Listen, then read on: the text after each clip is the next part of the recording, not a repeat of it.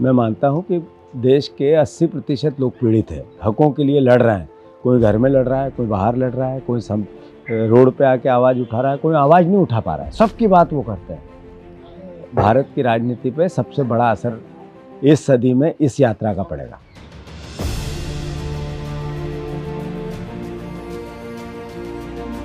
अगर कोई परिवार अपने बेटे को पढ़ा लिखा दे और रोजगार से बेरोजगारी होकर नशे की ओर दौड़े तो उस परिवार की आवाज़ है, उस माता पिता की आवाज़ है।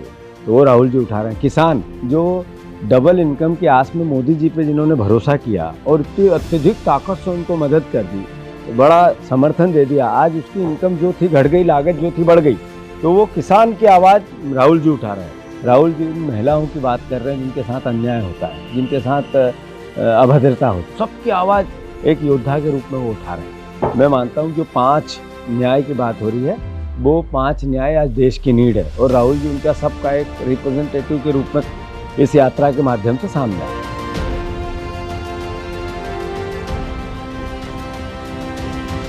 सबसे बड़ी बात है जो बार बार ये आती है, हर आदमी को काम मिले और काम का पूरा दाम मिले। जो संपत्ति 80% है वो 20% के पास है, वो संपत्ति 80% लोगों में डिस्ट्रीब्यूट होगी तो नेचुरल है कि सबको काम मिलेगा। और जो एक ये सेंट्रलाइज हो गया है पूरा सिस्टम आर्थिक, वो देश को एक दिन कोलैप्स कर देगा, देश में क्रांति ला देगा। तो नेचुरल है, स्वाभाविक है। अर्थव्यवस्था के पार्ट पे नरेंद्र मोदी 0/100।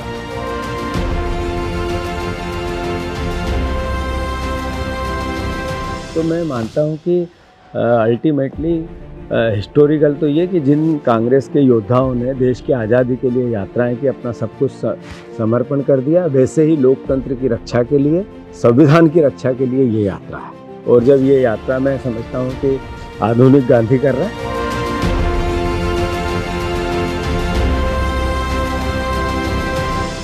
तो एक किसान परिवार का बेटा कांग्रेस में, एक लड़का कांग्रेस में, मिडिल क्लास किसान परिवार का प्रदेश कांग्रेस का अध्यक्ष भी बन सकता है, यूथ कांग्रेस का अध्यक्ष भी बन सकता है, विधायक भी बन सकता है, जनरल सेक्रेटरी भी यहाँ देश में बन सकता है, वो कांग्रेस में हो सकता है। इससे ज़्यादा हिस्टोरिकल या यादगार मेरे लिए कुछ नहीं होता। किसान का बेटा सब कुछ, पार्टी का स्टेज उसको देश में सबसे पहचान बना सकता है। यही एक यादगार बात मुझे लगती है।